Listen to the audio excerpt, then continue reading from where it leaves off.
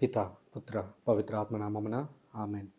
క్రీస్తునాథుని యందు ప్రియమైనటువంటి సహోదరి సహోదరులారా, మీ అందరికీ సామాన్య కాలం 25వ ఆదివారానికి స్వాగతం. ఇవాళ రీడింగ్స్ మనకి ప్రత్యేకించి ఆధ్యాత్మిక అధికారం కలిగినటువంటి వ్యక్తులు ఎలా ఉండాలి, అలాగే ఆ ఆధ్యాత్మిక అధికారం కలిగిన వ్యక్తుల కింద మనం ఎలా ఉండాలి అనేటువంటి ఈ రెండు అంశాల గురించి తెలియజేస్తుంది. అంటే సింపుల్గా చెప్పాలి అని అంటే గురు శిష్యుల సంబంధం లాగా అన్నమాట.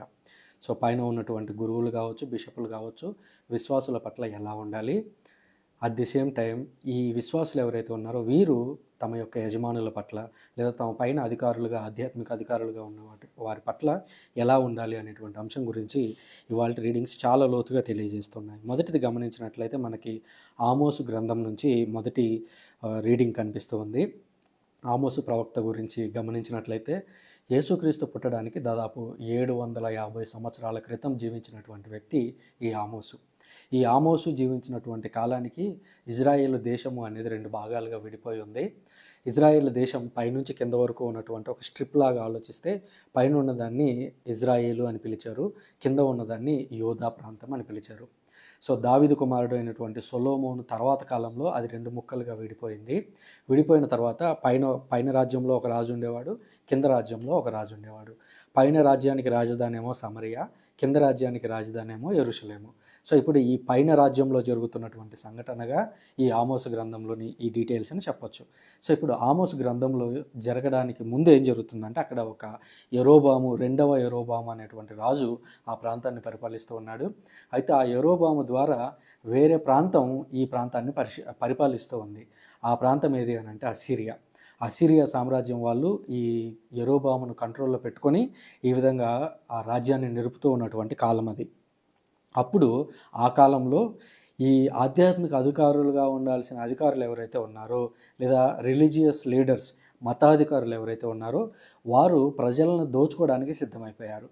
ప్రజలని ఇబ్బందులు పెట్టైనా సరే మేము బాగుపడాలి, మేము డబ్బు సంపాదించాలి, మేము ధాన్యం సంపాదించాలి అనేటువంటి మత్తులో పడిపోయినటువంటి సంఘటన నేపథ్యంలో ఆమోస్ గారు ఈ గ్రంథాన్ని రాశారు. అక్కడ ఆయన మాట్లాడుతూ ఈ విధంగా అంటున్నాడు చూడండి. దీనుల తల మీద కాలు మోపుచు పేదలను నాశనము చేయువారలారా వినుడు. అమావాస్య ఎప్పుడు ముగియును, మనము ధాన్యం అమ్ముకోవాలను కదా.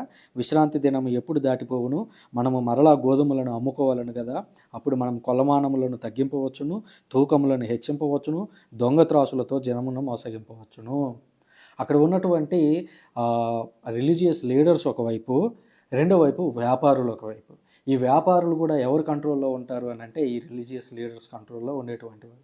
సో వీళ్ళు ఏం చేస్తున్నారు, ఎప్పుడు ఈ విశ్రాంతి దినం ముగుస్తుందా, ఎప్పుడు ఈ అమావాస్య అనేటువంటి రోజు ముగుస్తుందా, మనం వెళ్ళి తూకాలని తప్పుగా వేసి ప్రజలు తీసుకొచ్చేటువంటి ధాన్యానికి సరైనటువంటి కొలత వేయకుండా లేదా ప్రజలు కొనేటువంటి ధాన్యానికి సరైనటువంటి కొలత వేయకుండా మనం ఇచ్చేటప్పుడేమో మనకే లాభం జరగాలి, మనం తీసుకునేటప్పుడు కూడా మనకే లాభం జరగాలి అనే రీతిలో వ్యాపారాలు కొనసాగుతున్నాయి. తాలు గోధుమలు కూడా ఎక్కువ ధరకు అమ్ముకోవచ్చును, బాకీలు చెల్లింపలేని పేదలను ద్రవ్యమునకు, చెప్పుల జోడు వెల కూడా చెల్లింపలేని దరిద్రులను కొనవచ్చును, అట్లే చచ్చు ధాన్యమును కూడా అమ్ముకోవచ్చునని మీరు ఎంచుచున్నారు. మీరు ఆలోచించేదల్లా ఏంటంటే ధాన్యం విషయంలో అయితే అది పాడైపోయినటువంటి ధాన్యాన్ని అమ్మొచ్చు, కొనొచ్చు అనేటువంటి ఆ రీతిలో ఆలోచిస్తున్నారు. దరిద్రులను కొనొచ్చు అంటే డబ్బు లేనటువంటి పేదలు ఎవరైతే ఉన్నారో వాళ్ళను బానిసలుగా కొనుక్కోవచ్చు, ఇలా మీరు ఆలోచిస్తున్నారు. కానీ ఇజ్రాయేలు దేవుడైన ప్రభువు ఇట్లా భాష చేసెను, నేను వారి పాపకార్యములను విస్మరింపను.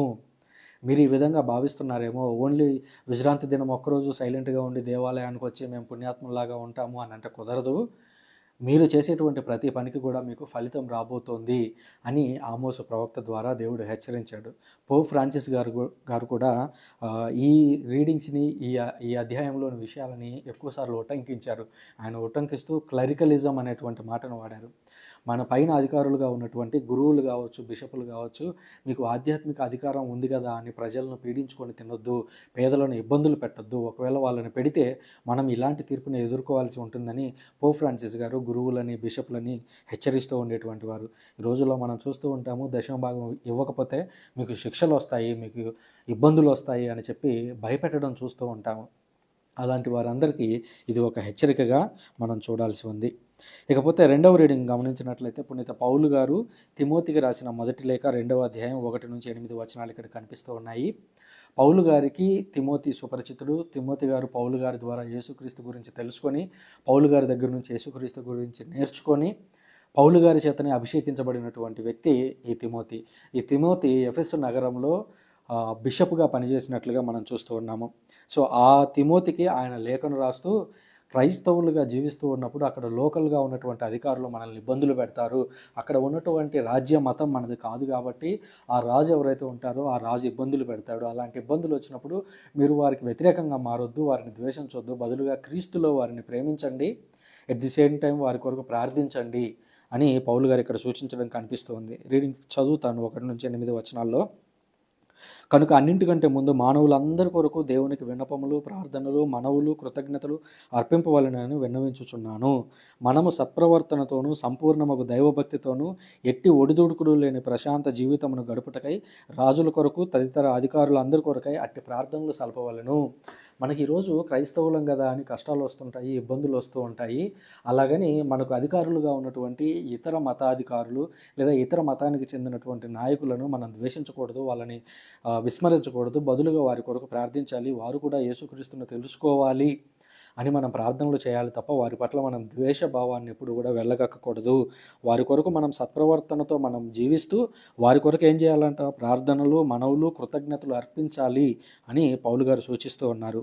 ఇంకా మాట్లాడుతూ, దేవుడు ఒక్కడే, దేవుని మనుషులను ఒకచోట చేర్చే మధ్యవర్తి ఒక్కడే, ఆయనే మనుషుడైనటువంటి యేసుక్రీస్తు. మానవాళి రక్షణకై క్రయధనముగా ఆయన తనను తాను అర్పించుకొనెను. మానవులందరూ రక్షింపబడవలనని దేవుని కోరిక తగిన సమయంన నిదర్శనమాయను. ఆ రోజుల్లో ఈ రాజు ఎవరైతే ఉన్నారో సీజర్ రాజు, Augustus Caesar. So Augustus Caesar రాజుని దేవుడి యొక్క కుమారుడిగా పూజించేటువంటి వారు. జూలియస్ అనేటువంటి వ్యక్తికి తదనంతర వారసుడిగా వచ్చినటువంటి అగస్టస్ సీజర్ ఎవరైతే ఉన్నారో నేను దేవుని కుమారుణ్ణి అని తనను తాను ప్రకటించుకున్నాడు ఈ అగస్టస్ సీజర్. కాబట్టి దేవునికి ప్రజలకి మధ్యలో ఉండేటువంటి మధ్యవర్తిని నేనే అని ఆ అగస్టస్ సీజర్ చెప్పుకునేటువంటి వాడు. అయితే పౌలు గారు ఇక్కడ భావనను పూర్తిగా కూకటి వాళ్ళతో సహా లేపేస్తూ, దేవుడు ఆల్రెడీ ఒక దేవుడు ఉన్నాడు, ఆయన అమరుడు, ఆయనకు మరణం అనేది లేదు. కానీ ఈ భూలోకంలో ఉన్నటువంటి రాజులందరూ కూడా వీరు మరణించేటువంటి వ్యక్తులు. సో మీరు వారి దగ్గరకు వెళ్ళి అతడు దేవుని కుమారుడు కాబట్టి అతడు మమ్మల్ని రక్షిస్తాడు అని మీరు ఈ భూలోకంలో ఉన్నటువంటి రాజుల గురించి ఆలోచించొద్దు. బదులుగా మీరు ఎవరి దగ్గరకు వెళ్ళాలి అని అంటే దేవునికి మనుషులకి మధ్యవర్తి అయినటువంటి యేసుక్రీస్తు దగ్గరకు వెళ్ళాలి. ఈ మధ్యవర్తి ఏం చేశాడు? పాత నిబంధనలో కూడా ఒక మధ్యవర్తి ఉన్నాడు, ఆయన పేరు మోషే. ఆ మోషే ఏం చేశాడంటే ఇజ్రాయేలీలందరినీ ఒక కొండ దగ్గరికి తీసుకుని వచ్చి ఆ కొండ దగ్గర ఆ జంతువులను చంపి ఆ రక్తాన్ని తీసుకొని జంతువులను చంపి ఆ రక్తాన్ని తీసుకొని ఆ పళ్ళెంలో చేయి ముంచి ఆ రక్తాన్ని ఇజ్రాయేలీల మీద చల్లుతూ దేవుడు మీతో నిబంధన చేసుకుంటున్నాడు అని ఆ రోజు చెప్పాడు. కాబట్టి అది పాత నిబంధన అయింది. అంటే దేవుడు ప్రజలతో, ఇజ్రాయేల్ ప్రజలతో చేసుకున్న ఒప్పందం ఏదైతే ఉందో మోషే మధ్యవర్తిగా, అది పాత నిబంధన. ఇప్పుడు దేవుడు మరలా ప్రజలతో ఒక ఒప్పందం చేసుకుంటున్నాడు. ఇప్పుడు ఏం చేశాడంటే తన కుమారుణ్ణి పంపించి తన యొక్క కుమారుని యొక్క రక్తాన్ని స్వీకరించమని చెబుతూ, కడరాత్రి విందులో యేసుక్రీస్తు చేసింది అదే, ఇది నా రక్తము, దీన్ని మీరు త్రాగండి అని చెబుతూ, ఇప్పుడు నేను మీ అందరితో ఒక నిబంధన చేసుకుంటున్నాను, ఇది రక్తంలోనైనా నూతన నిబంధన, ఇది నా నిబంధన అని చెప్పడం చూస్తాం. సో యేసుక్రీస్తు ఒక మధ్యవర్తిగా, నిబంధన మధ్యవర్తిగా ఉన్నాడు ఆల్రెడీ. మీరు ఇప్పుడు రాజు దగ్గరకు వెళ్ళి, ఎవరు? అగస్టస్ సీజర్, ఆయన ఏమని చెప్పుకుంటున్నాడు? నేను దేవుని కుమారుణ్ణి అని చెప్పుకుంటున్నాడు. సో మీరు ఆయన దగ్గరకు వెళ్ళి దేవుడి దగ్గరికి మేము వెళ్ళొచ్చు అని మీరు భావించొద్దు. బదులుగా మనకు ఒక మధ్యవర్తి ఉన్నాడు, ఒకే ఒక్క మధ్యవర్తి ఉన్నాడు. ఎవరు? ఆయన యేసుక్రీస్తు. ఆయన ఏం చేశాడు?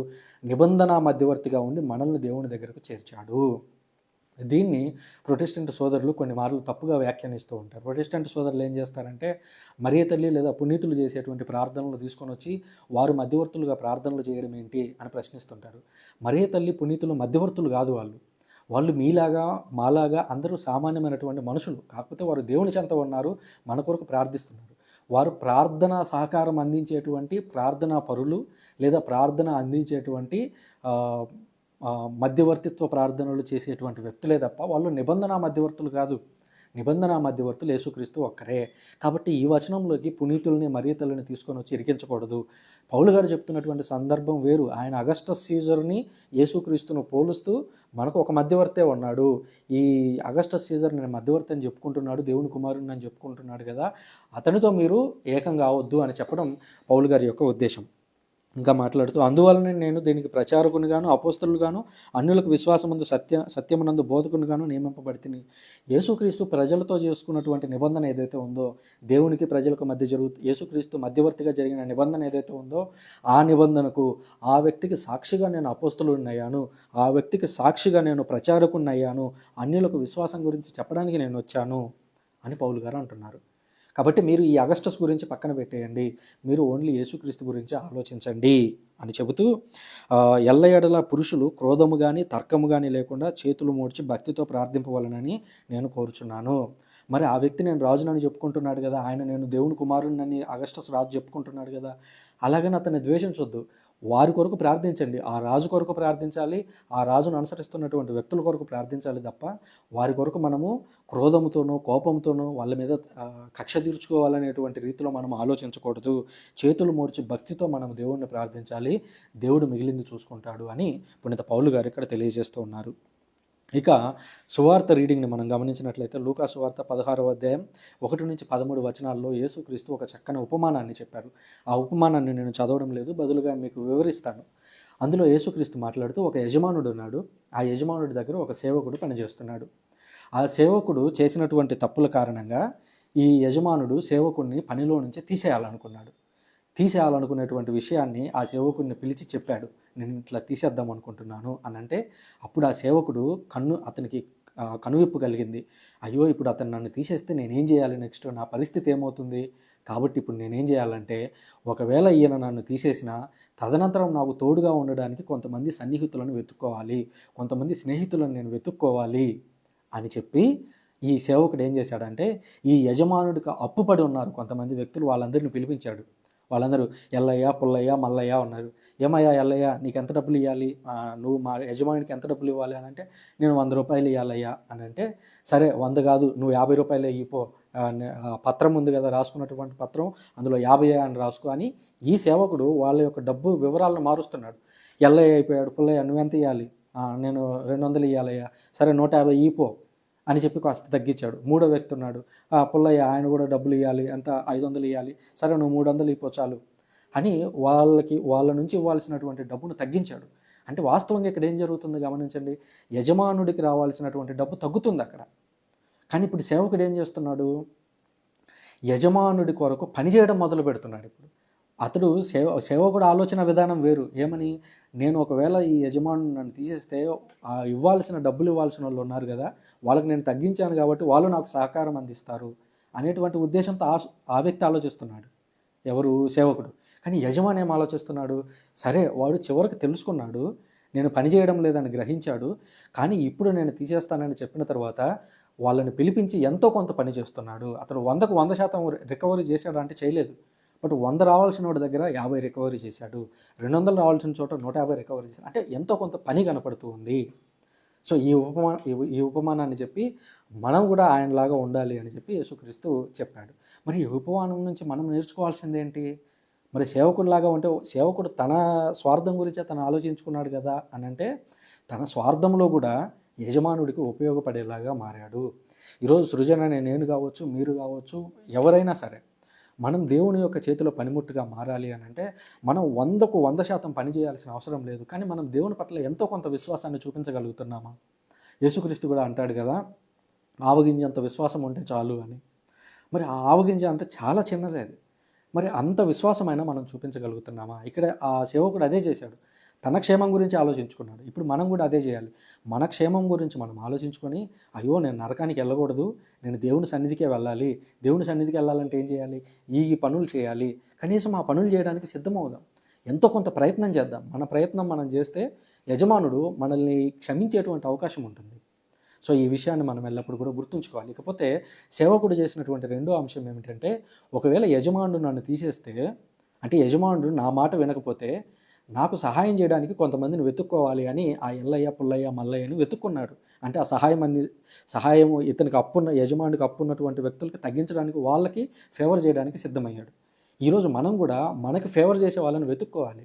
మనకు ఫేవర్ చేసేటువంటి వాళ్ళు ఎవరు, ఆల్రెడీ ఇక్కడ మంచిగా జీవించి పరలోకం చేరుకున్నటువంటి పునీతులు, మరియ తల్లి కావచ్చు, అపోస్తలులు కావచ్చు, మదర్ తెరెసా కావచ్చు, వీళ్ళందరూ ఈ భూలోకంలో దేవుని కొరకు జీవించి పరలోకం వెళ్ళారు, పరలోకంలో దేవుని చెంత ఉన్నారు. ఈరోజు మనం వాళ్ళని ప్రార్థన సహకారం అడగాలి. ఎందుకు అనంటే ఈ సేవకుడు చేస్తున్నటువంటి పని అదే. నేను ప్రార్థన చేస్తే నా యజమానుడు వింటాడో లేదో, సరే ఇంకొంతమంది సహాయం చేయడానికి వీలైనటువంటి వాళ్ళు కొంతమంది ఉన్నారు కదా, వాళ్ళ దగ్గరికి వెళదాం. సో ఈరోజు పునీతుల యొక్క ప్రార్థన సహకారం కూడా ఇలాంటిదే. మనం చేసేటువంటి ప్రార్థనలు అంత శక్తివంతంగా ఉంటాయా అని అంటే చెప్పలేము. ఎందుకంటే మనందరం పాపాత్మలు అయిపోయి ఉన్నాం. మనం తప్పు చేసి క్లాస్ రూమ్లో టీచర్ బయట నిలబెట్టాడు ఇప్పుడు మనల్ని. తప్పు చేసి లేదా మనమే బయటకు వచ్చేసి నిలబడ్డాం. మనం బయట ఉండి లోపలికి కేక వేస్తే వినపడుతుందో లేదో తెలియదు. కానీ ఆ పాఠం వింటూ ఉన్నటువంటి వ్యక్తి, ఆ పాఠం వింటూ ఉన్నటువంటి మరొక విద్యార్థి, కిటికీకి దగ్గరగా ఉన్నటువంటి విద్యార్థి దగ్గరికి వెళ్ళి ఆ సార్కి చెప్పు, ఇదిగో నేను ఎక్కడే ఉన్నాను, నన్ను లోపలికి రానిచ్చుకోమని చెప్పు అని చెప్తే, ఆ విద్యార్థి, లోపల ఉన్నటువంటి విద్యార్థి ఆల్రెడీ క్లాస్ రూమ్లో ఉన్నాడు కాబట్టి, ఆయన పిలిస్తే టీచర్కి వినిపిస్తుంది కాబట్టి లేచి చెప్తాడు. అదే ఈరోజు ప్రార్థన, మధ్యవర్తిత్వ ప్రార్థనలు పునీతులు ఇలాంటివే. కాబట్టి మనమందరం పునీతుల యొక్క ప్రార్థన మధ్యవర్తిత్వ సహకారాన్ని అడగటంలో ఏమాత్రం వెనుకపడకూడదు. యజమానుడి యొక్క లక్ష్యాన్ని తెలుసుకున్నటువంటి సేవకుడు ఏ విధంగా జాగ్రత్త పడ్డాడో ఈరోజు మనం కూడా అలాగే జాగ్రత్త పడితే, మనం జాగ్రత్త పడటంతో పాటుగా మనం ప్రార్థన చేయడంతో పాటుగా పునీతుల యొక్క ప్రార్థనలు కూడా అడగాలి. అంతే తప్ప నేను అసలు ప్రార్థన చేయను, ఓన్లీ పునీతులను అడుగుతానంటే తప్పు. మనం చేయాల్సింది మనం చేయాలి, పునీతులు చేయాల్సింది వాళ్ళు చేస్తారు, చివరిగా దేవుడు చేయాల్సింది దేవుడు చేస్తారు. కాబట్టి ఈ విషయాలు మీకు అర్థమయ్యాయని భావిస్తున్నాను. Thank you very much. పితా, పుత్ర, పవిత్రాత్మ నామమున ఆమేన్.